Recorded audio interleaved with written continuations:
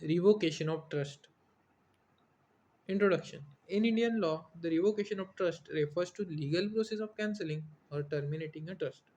The rules differ significantly depending on whether the trust is private or public. मतलब revocation of trust ये procedure रहती किसी भी trust को कैंसिल या टर्मिनेट करने की और प्राइवेट एंड पब्लिक ट्रस्ट के डिफरेंट डिफरेंट रूल्स रहते इसके. सो सबसे पहले रिवोकेशन ऑफ प्राइवेट ट्रस्ट देखेंगे अपन. Under Section 78 of Indian Trust Act 1882, a private trust can only be revoked in three specific scenarios. If none of these conditions are met, the trust is considered irrevocable. मतलब private trust revoke सिर्फ तीन specific scenarios में की जाती. अगर वो met नहीं हो रहे होंगे तो वो इरिवोकेबल बन जाती, उसको रिवोक नहीं करते आता. सो सबसे पहला सिनारियो है by consent. If all beneficiaries are competent to contract adult of sound mind, they can collectively agree to revoke the trust. Note, if even one beneficiary is minor, the trust cannot be revoked through consent.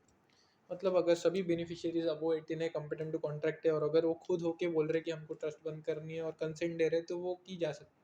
लेकिन अगर एक भी beneficiary गलती से minor निकला तो वो फिर कंसेंट से बंद नहीं करी जा सकती. देन आता power by power of revocation. If the settler, the person who created the trust, explicit reserved a power of revocation in the trust deed, they can exercise the power to cancel the trust at any time. मतलब जो settler रहता है जिसने trust बनाई, अगर उसने खुद के पास ट्रस्ट डीड में पावर ऑफ रिवोकेशन अपने पास रखी है कि जब मैं चाहूँ तब ट्रस्ट बंद कर सकता, रिवोक कर सकता, तो they can exercise that power to cancel the trust at any time. Then आता third condition for the benefit of creditors. If a trust was created solely for the payment of debt and has not yet been communicated to the creditors, the settler can revoke it. मतलब कोई trust बनाई गई थी जो कि वो मतलब मैंने बहुत सारे लोगों से उधार लिया और फिर मैंने क्या करा, एक ट्रस्ट बना दी मेरी प्रॉपर्टी ताकि मैं बहुत खर्चीला आदमी था, अगर उधर की इनकम मेरे पास आती तो मैं वो भी खर्च कर डालता. तो मैंने एक ट्रस्टी अपॉइंट करा और बोला ये प्रॉपर्टी से जो भी इनकम आए ये सिर्फ मेरे जो मैंने जिनसे कर्ज लिया है उनको ही मिले. बट मैंने ये अभी तक उनको बताया ही नहीं और अगर मुझे बीच में ही लगा कि यार रहने दो, उनको तो बाद में भी दे दूंगा मैं पैसे, अभी ये मेरे लिए चाहिए, तो मैं वो बंद भी कर सकता.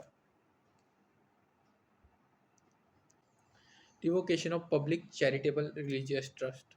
सो पहले अपन ने प्राइवेट का देखा, अभी अपन पब्लिक का देख रहे. The law is much stricter for the public trust. Generally a public trust is irrevocable.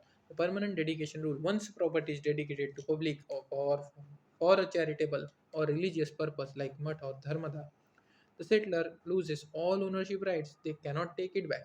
मतलब एक बार किसी ने पब्लिक ट्रस्ट बना दी तो वो मोस्टली इरिवोकेबल रहती क्योंकि उसका एक ही पर्पस रहता, चैरिटेबल है तो फिर रिलीजियस. और इधर जो धर्मदा वर्ड यूज़ करा गया है उसका मीनिंग रहता है चैरिटी. अपन बहुत सी बार देखते होंगे जो चैरिटी कमिश्नर रहते हैं अपने डिस्ट्रिक्ट में, उनके ऑफिस के बाहर लिखा रहता है धर्मदा आयुक्त. सो चैरिटी कमिश्नर ऐसा बोलता हूँ. और एक बार उन्होंने प्रॉपर्टी ट्रस्ट के नाम से कर दी तो वो कैनॉट टेक इट बैक, फिर से नहीं वापस ले सकते. तो सबसे पहले आता no power to revoke. Even if the trust deed for public trust contains a clause allowing the settlor to revoke it, the Indian courts often view such clause as repugnant to the nature of public charity and may declare it void. अगर trust deed में trust बनाने वाले ने, public trust बनाने वाले ने ये भी मेंशन करा हो कि मैं रिवोक कर सकता हूँ, पावर रहेंगी मेरे पास, लेकिन उसका मेन पर्पस है for benefit welfare of public, तो उस कंडीशन में वो क्लॉज किसी काम की नहीं, मतलब कुछ उसको ये नहीं दिया जाता प्रेस्टीज उस क्लॉज को. Extinction of trust, section 77. Apart from manual revocation, a trust is extinguished, ends automatically under the section 77 of the act if.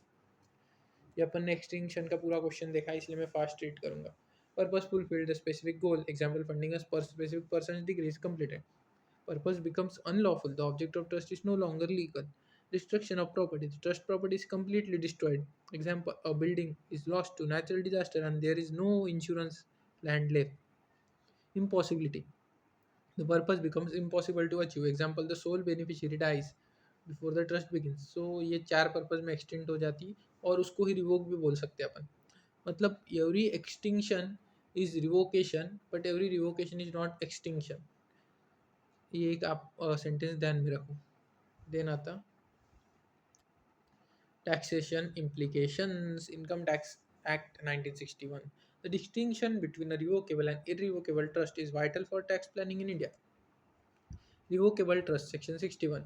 The income of trust is clubbed with the income of settler. Essentially, the settler pays the tax as if they still own the assets. मतलब भले ही वो trust revocable trust हो, मतलब कभी भी बंद कर सकता है ट्रस्ट, मोस्टली प्राइवेट ट्रस्ट ही रहते, तो उस कंडीशन में जो इनकम टैक्स भरना पड़ता है वो ट्रस्ट का, और सेटलर को, मतलब जो सेटलर रहता है उसको उसके ही अकाउंट का लग पैसा जा रहा, मतलब कैसे बोलूँ आपको, एक मिनट। समझो कि मैंने ट्रस्ट बनाई और वो रिवोकेबल बनाई, उसमें क्लॉज रखा कि मैं जब चाहूँ तब उसको रिवोक कर सकता। तो मेरी इनकम आ रही 5 लाख और ट्रस्ट की अलग से इनकम आ रही 5 लाख। तो अभी मैं ऐसा नहीं बोल सकता कि वो ट्रस्ट को एग्जेम्पशन मिलना चाहिए, वो ट्रस्ट की इनकम है, क्योंकि ये ट्रस्ट रिवोकेबल है तो वो इनकम भी मेरी ही गिनी जाती, भले ही वो प्रॉपर्टी अभी मैंने ट्रस्ट को ट्रांसफ़र कर दी, मुझे पूरा 10 लाख पे ही टैक्स लगेगा। Then आता है irrevocable trust. The trust is taxed as a separate association of persons or through the representative assessee, the trustee. This is often used for tax efficiency. मतलब irrevocable trust जो रहती मोस्टली पब्लिक ट्रस्ट रहती, सो ये एक separate entity रहती, इनका भी अलग से टैक्स लगता है, इनकी इनकम तो मतलब वो ओनर की इनकम में मिक्स नहीं होती। Then summary. Type of trust, can it be revoked? Primary requirement. So private trust, can it be revoked? Yes. Explicit clause in deed or consent of all beneficiaries. Public trust, no, revoke नहीं हो सकती. Permanent dedication requires court, charity, commissioner intervention. Trust for creditors, yes, revoke हो सकती before creditors are informed of arrangement. So last में एक important point है. To revoke a trust involving registered immovable property, a cancellation deed must usually be drafted and registered with sub-registrar to ensure the title of property is legally cleared. सो आज की video में इतना ही था। Thanks for watching the video.